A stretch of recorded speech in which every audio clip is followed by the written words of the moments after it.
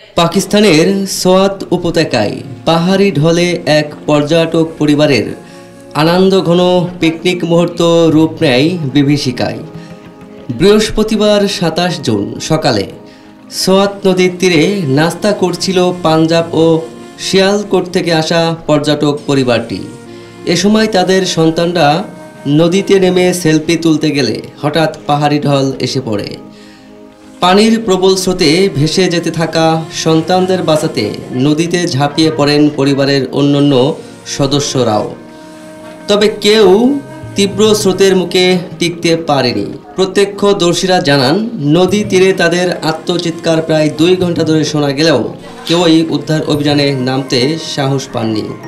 স্থানীয় প্রশাসনের তথ্য অনুযায়ী মোট ১৮ জন এই দুর্ঘটনায় নদীর স্রোতে ভেসে যান। সকাল ৭:৩০টায় বন্যা সতর্কতা জারি করা হলেও তার আগেই পরিবারটি ঘটনাস্থলে পৌঁছায়।